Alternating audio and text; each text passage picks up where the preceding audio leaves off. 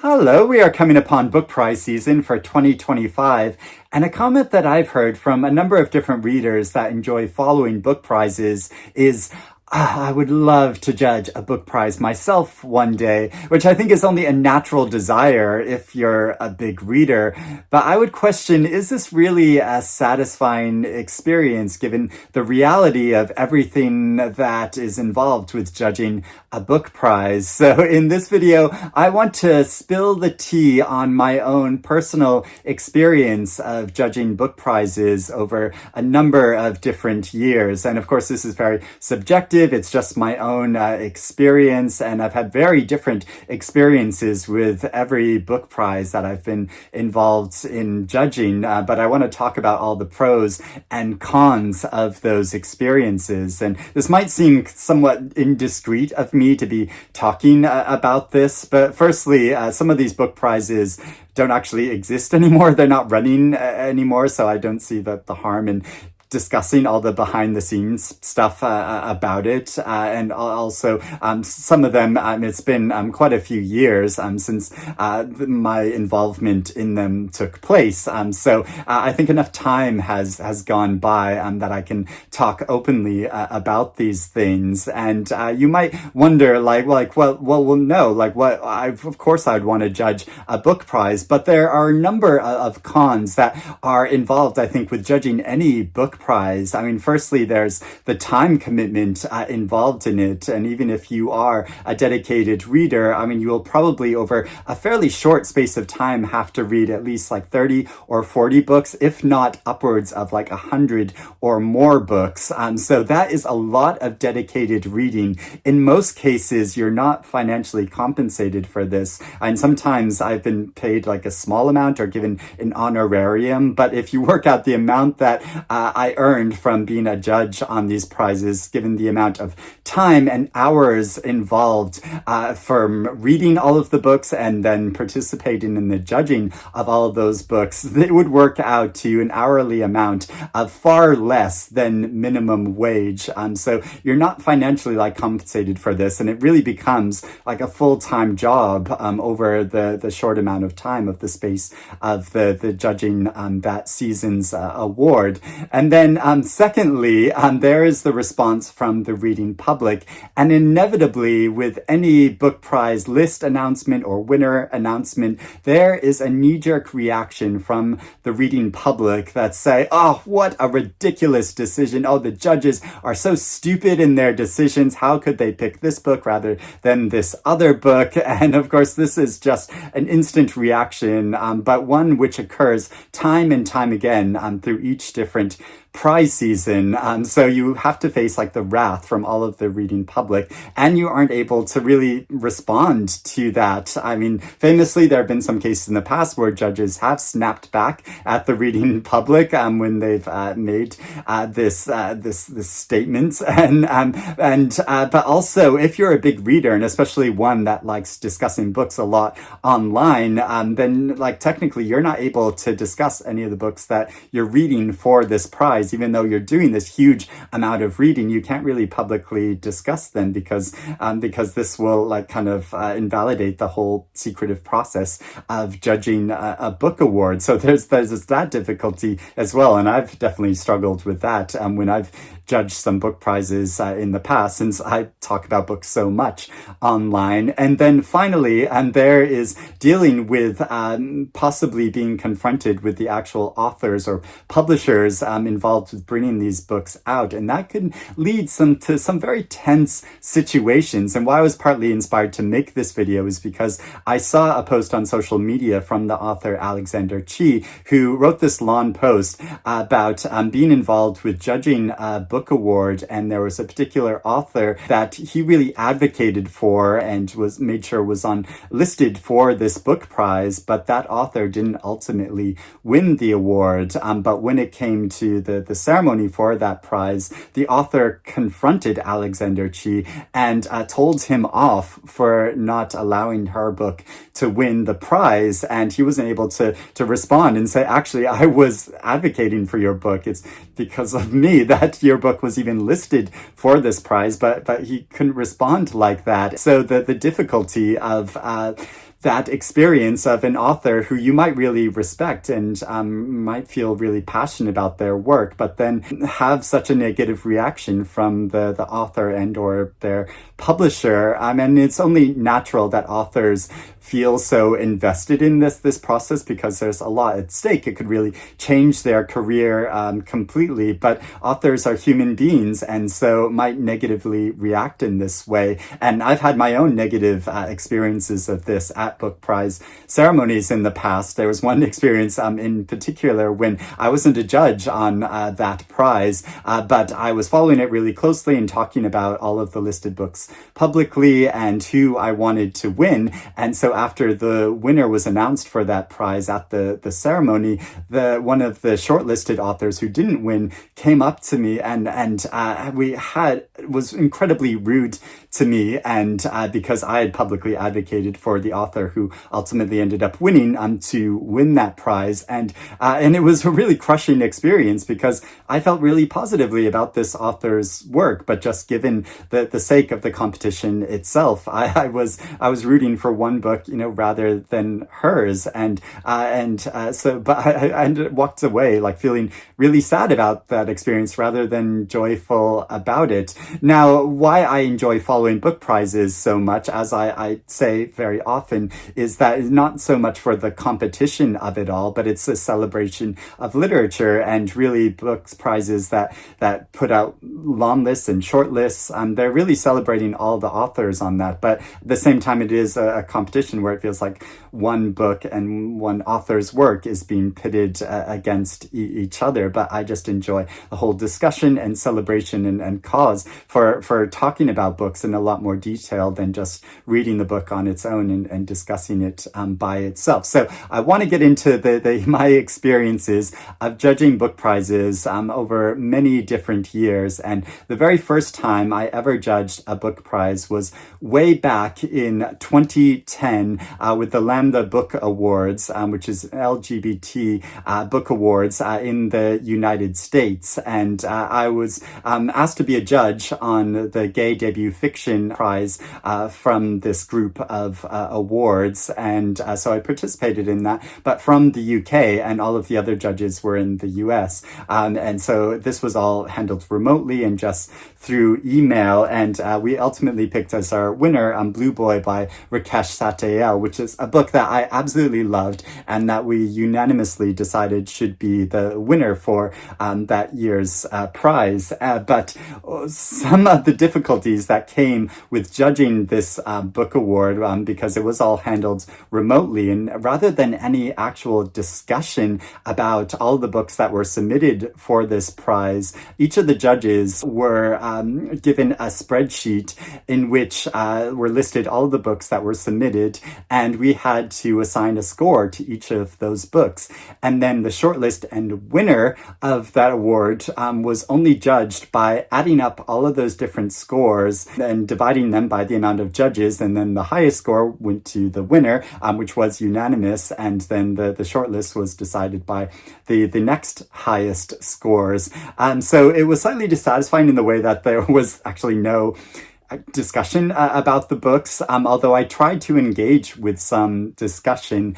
And this is another tricky point with judging book prizes, in that with the panel of judges, there will inevitably be some judges which are deferred to and more than other judges, because on the panel of this particular book prize was the author Dennis Cooper, who's really great, kind of cult figure in the gay literary world, and much loved. And at the time, like especially, I'm still, I'm just a reader who makes videos about books online, but I was just someone that was really passionate about books and occasionally talked about books online. I think this was before I even had my own book blog, but I was just kindly asked to be a judge on this prize, and so I questioned some of the results. Like, firstly, because these are literary people, and when they did the adding up to divide to find out the shortlist, they didn't add up the numbers correctly. And so one of the books that was on the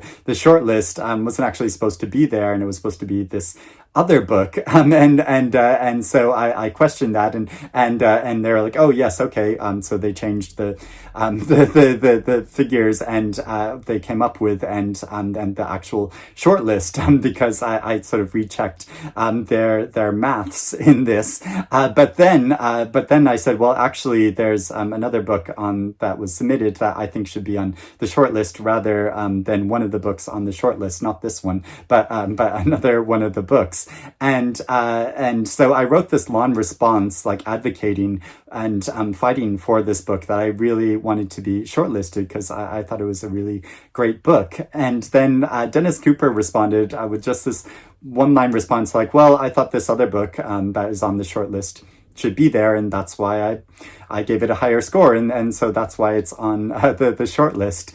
And then the coordinator for the prize then just responded, okay, that's it, end of discussion, so that is the short list. So there was no back and forth or extensive commentary fighting for the book that did make the short list. Although that book on that Dennis Cooper said should be on the short list, he was actually thanked in the acknowledgements of that book by the author. So I don't know if he had any personal relationship with this author or if the author was just a fan of Dennis Cooper's work, but I can't help but feel that this partly went into his defense of the book, but also Dennis Cooper, being a more like renowned and celebrated figure, was just like instantly deferred to rather than engaging in any meaningful discussion about what books should be on the shortlists for the prize. So that was slightly deflating about that experience, and made it a slightly complicated situation. But ultimately, I was very happy because the winner of the prize was one that I really believed in, and that all of the judges believed in, and was, I think, the best book submitted out of all of them. But it's another, slightly niggle and difficulty with judging a book prize, that the shortlist or ultimate winner might be one that you personally didn't want to win or to be shortlisted. But again, you can't publicly say that or declare that, because that would slightly invalidate the whole secrecy of the judging process. Although some judges, notably in the past, have spoke out and said, I don't agree with this result, or they withdraw from the judging panel very dramatically. But yeah, this is part of the complication with the whole judging process. Another book prize that I was kindly invited to be a judge for was the Green Carnation Prize, which was a short-lived LGBT prize that was co-founded by booktuber Simon Savage, and he very kindly invited me to be a judge on this prize. But part of the fun and pleasure of being a judge on this prize was, if you know Simon Savage, he talks a lot, and he's so passionate about literature, and so he speaks a lot. But a funny thing was that at the judging panel, when we met in person to discuss who we thought should be listed for the prize and who should win the prize, Simon was there, but only in an administrative capacity. So he wasn't allowed to join in the conversation other than to just interject to discuss the prize rules.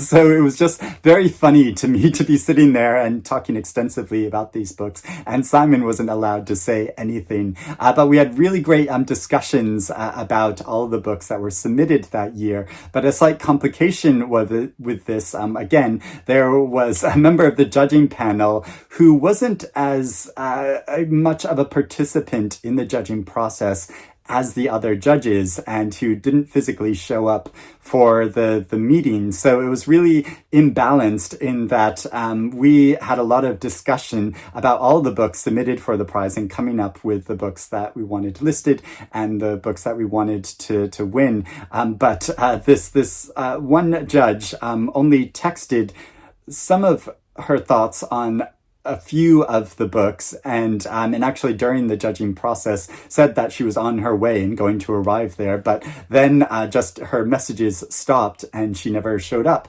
for it, and so yeah, just wasn't really involved in the judging process at all. But when the award came out, she was still listed as one of the judges. And so after committing so much time and effort into judging this book prize, that she sort of got equal standing as the other judges on the panel was like a bit deflating. Now, a further complication with this year of judging this book prize was our ultimate winner was A Brief History of Seven Killings by Marlon James, which is an absolutely tremendous novel, an incredible book and achievement. But also, this had just recently won the Booker Prize, which is a much bigger and well-known book prize. And so part of the difficulty of the judging process was, well, do we really want to just highlight this book again rather than some other books, and some other of the books on the shortlist really hadn't got as much attention as this novel. And so like, well, is that really fair? Or like, what is the point of a book prize if it's just, highlighting a book that's already well known and now selling a lot in bookstores? But of course, as Simon reminded us, and as we part of the judging process, we had to say, well, no, it really has to be about the book that we deem to be the best out of all of the ones that were submitted. And I agreed, even though I loved some of the other books on the list, that this was the greatest. And I was ultimately really glad that we could highlight this book, especially for the gay content of it, which isn't discussed as much in reviews or discussions about the book. So I was glad to highlight it for that reason, but then at the same time, as you're judging the prize and you're aware of the relative fame and books that are selling more than others, you can't help but think like, oh, but this book that hasn't been selling as much really deserves more attention. So that was a difficult thing. Another book prize that I was involved in, but I wasn't a proper judge of, was the Sunday Times Young Writer of the Year Award. And so I wasn't an actual judge on this prize, but I was invited to be part of a shadow panel that was also reading all the books listed for this prize. And then we met in person as a shadow panel to decide our own winner. And that shadow panel winner was publicly announced by the prize, but wasn't the actual winner of the prize. And so it was in the year that both Max Porter and Jessie Greengrass were nominated for this Young Writer of the Year award. And so as the shadow panel, and the book that I really advocated for was this short story collection with a very long title, An Account of the Decline of the Great Auk, According to One Who Saw It. And I think this is an absolutely tremendous and wonderful short story collection, and Jessie Greengrass is such a talented writer. And so we did ultimately decide as our winner for the shadow panel, and then that was publicly announced. But then at the winner ceremony, the actual winner decided upon by the actual judges was Max Porter, who is also such a fantastic writer. He's so creative, and I loved reading this book as well. But just like personally, I picked Jessie Greengrass's book of short stories over this book. And then, so Max Porter was announced as the winner. And then after the ceremony, we all went for drinks at a local pub. And Max Porter came up to me and bought me a drink and then said to me, I was really confused when I was announced as the winner, because I thought Jessie Greengrass had won because they announced that as the winner. And just, I think as an author, like, he just wasn't following that there was a shadow panel that was following the prize, and then the actual winner of the prize. And of course, that did make it quite confusing. It was just the prize's way of trying to involve more readers and get more public discussion about the books, which was great, and it did, and was wonderful, but confused the actual winner of the prize. So he was absolutely surprised that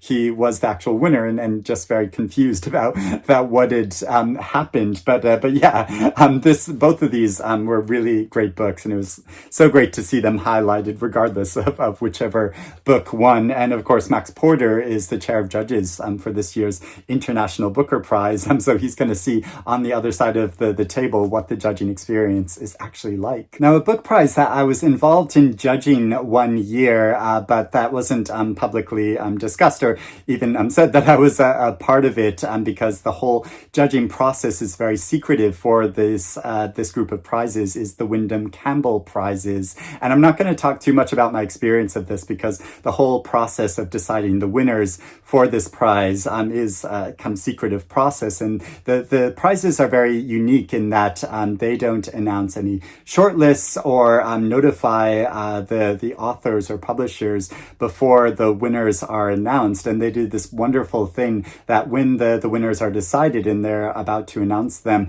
they call the winners individually and tell them that they've won this book prize. And the Windham Campbell Prize is one of the wealthiest book prizes in the world. I think 8 winners are chosen in different genres for each year's prize, and each of those winners receives $175,000. So it's a huge amount. Often the winners of these prizes go for authors that aren't bestsellers. They're kind of working on the margins and are very passionate about the work, but aren't often financially compensated all that much for their work. And so to win the grant from the Windham Campbell prizes, and there's nothing that goes along with receiving this money except for a request to attend the ceremony and to give a speech is a huge thing in the careers of these authors. And again, I can't talk about the process of being a part of judging, being one of the judges on this award, but ultimately the authors that I was hoping would be some of the winners of this award didn't ultimately win. So again, there's the slight difficulty of being so passionate about authors and being part of the judging process, but not seeing those authors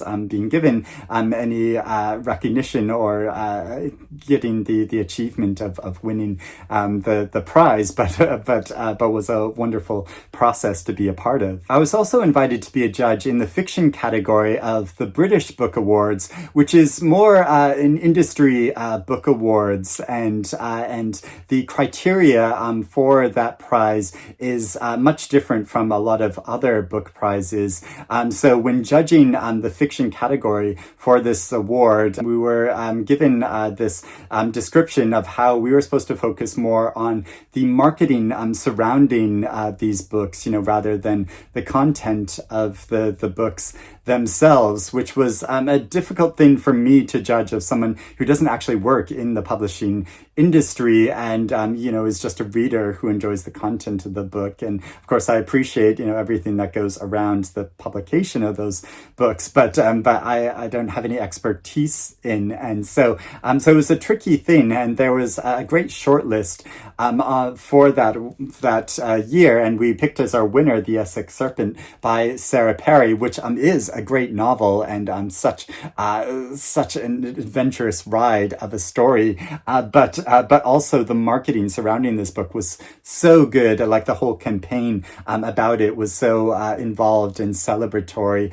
of the real ideas and meaning of this story, and really aligned with that. And so was a book I loved and was glad to win. And we were unanimous with that this should be the winner. And so we met in person, and it was kind of funny. They put out this whole spread of food that we'd have this long lunch, and they were anticipating this long discussion between all of us. But we almost instantly said oh, Essex Serpent should be the winner, and everyone agreed. And then it's oh, well, okay, I guess we should discuss the other books. But a slight difficulty I had was one of the nominees was Sebastian Barry's novel Days Without End, which is an incredible historical novel about two gay characters, a couple during the Indian and American Civil Wars.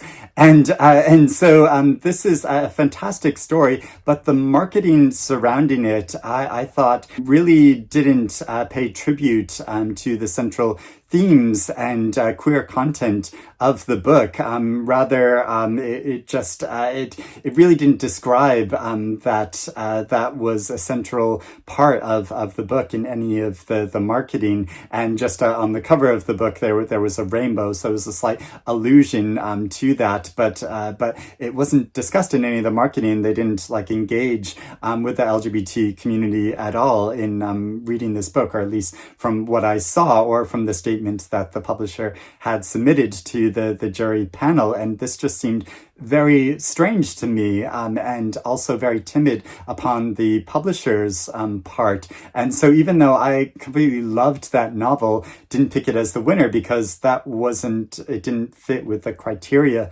for the prize. So that was a slightly strange thing about judging that book award. And finally, another book prize that I was involved in judging most recently was the Costa Book Awards, which are awards which don't exist anymore. So I think I can talk really candidly about that experience. And I was one of the judges in the first novel category, and this was in 2020. So of course it was a time during the pandemic when meeting in person was impossible because of restrictions, and but also the judging of these prizes were quite unique in that so there were 3 judges for each of the categories, and all of the submissions for that category were divided amongst the judges. So each of the 3 judges in my category, I think, were sent around 35 or 40 books. But of course, we were also sent a master list of all of the books that were submitted for the prize. And so how the judging went for that prize was each of the judges read the books that were sent to them personally, and then they picked out from those books 2 or 3 or 4, if you really wanted to push for it, to put forward to be on the short list or possibly the winner for that prize. And so in this way, it makes it a slightly tricky process in that obviously all the judges haven't read all the books that were submitted for the prize, and so you might get some books that go to one of the judges, and there might be lots of really strong books in that group, and then in another group some weaker books, and so but still some of those weaker books would go forward to the shortlist process. So it's not a perfect process, but a more realistic one, given that judges have to commit so much time to doing this, and again, like, aren't compensated all that much for doing so, which isn't really the fault of prizes, because prizes work in a limited budget, and so can't really afford to give like full-time salaries to all of the judges. So it's a tricky thing about book prizes, but also in the category, the group of books that I was sent personally, I wasn't sent one of the books that I had already read, which was Love After Love by Ingrid Persaud. This was sent to one of the other judges for their group of books, but I felt so passionately about this book that I wrote to the coordinators, and I was like, look, if the other judge doesn't pick this as one of the ones that they want to put forward for this prize, can I make a defense of it, because I feel really passionately about this book, even after I'd read all of the books that were submitted to me. And they responded like, well, we'll come to that if that is the case once we find out what books are put forward, and then maybe you can make your case. But luckily the other judge whose group of books this was included in, they did select this as to go forward, and this was our ultimate winner for the prize, and I was very happy about that. But also because of the rules for the prize, this was also in the year that Douglas Stewart's first novel, Shuggie Bain, came out, which is a book that I'd also read recently before all of the submitted books, and Douglas Stewart's novel wasn't one of the ones that was submitted for the prize, and I found out, and I questioned that because I saw this master list and I saw Douglas Stewart's book wasn't on there, and I was like shouldn't that book be included? And when we were sent all of these books, it was before he had won the Booker Prize, and they responded, oh well, it's because of one of the rules of the prize is that for an author to be submitted, they need to have been living in the UK for at least like the past several years, and at that time Douglas Stewart had been living outside of the UK, even though he's originally born and raised in Scotland. He'd been living in America for I think like over 10 years or so wasn't technically eligible for the prize, so his book wasn't submitted, and I couldn't call it in for the prize, and so it was funny during the judging process, like before we had had our shortlist meeting and announced our winner, Douglas Stewart won the Booker Prize, and so the one of the main administrators for the prize then like wrote like questioning, like, why isn't Douglas Stewart included in the prize? So it needed to be clarified again why he wasn't technically included. And so there are these technicalities and sort of rules that go along with prizes that mean that some books that would naturally be part of the list aren't included in the final process. And so yeah, that's one of the difficulties. So basically, so the process for the Costa Book Awards at that time was that out of these books that the judges put forward individually, all of the judges then read all of the books, which I think amounted to 7 or 8 books. So we reread the books that we had personally read before, and then read the books that the other judges had read and put forward. And then we had a meeting, which in this case just took place online because it was during the time of lockdown. And we had a wonderful long discussion about all of the books that were submitted, really involved and passionate discussion. At one point, one of the judges was crying because they felt so strongly about a book and talking about the content of the book. It moved them so much. So it was a really wonderful and fascinating discussion. And and I was glad that, and not all the books on the shortlist were my absolute favorites to be on that short list, but I was talked around and did agree ultimately with the choices because of this rich and wonderful discussion we had about all of the books. But unanimously, our winner was Loved After Love, and so it was so great to see that this novel won the book prize, the first book prize in that year of the Costa Book Awards. And also with the Costa Book Awards, each of the category winners were then put against each other, and then an ultimate winner of the prize was announced. And it wasn't Love After Love. I think it was The Mermaid of Black Conch by Monique Roffey that year, which is another fantastic novel. So I was so glad to see that win the overall prize, but also I felt so passionately about this book. I was hoping Ingrid Persaud would get some more recognition, but is such a great author. So yeah, that was a really interesting judging process to be involved with. But again, yeah, had some sort of pros and cons to that experience. So those are my personal subjective experiences being involved in judging different book prizes. So the question I'd like to put to you now, knowing all of this and all of the complications that come along with judging book prizes, would you still want to judge a book prize?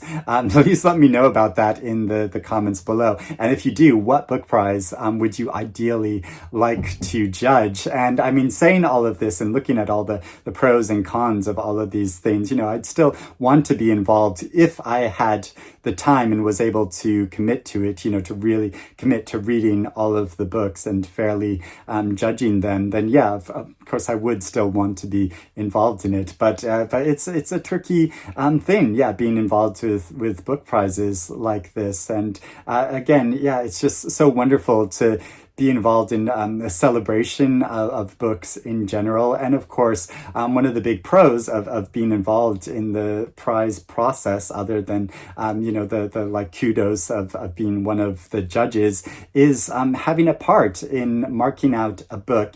And hopefully it will still continue to be read in the many years going forward. It's encouraging readers to pay more attention to them, to give them more time than they might to other books, and to really consider them, and hopefully they'll have a place in history and sort of in the canon of literature going forward in time, and lead to some sort of permanence, because as with all publications, books can come and go and they can fall out of print and just disappear, but hopefully this is slightly combating that. So it was fun discussing this whole process. I hope you enjoyed hearing about my experiences of judging book prizes, and I'd love to know any of your thoughts about what I've discussed in the comments below. But I hope you're doing well and reading good things, and it'll be really exciting to see what books are nominated for different book prizes this year and ultimately win them. I'm sure we're going to have lots more discussions about them, but I will speak to you again soon. Bye-bye.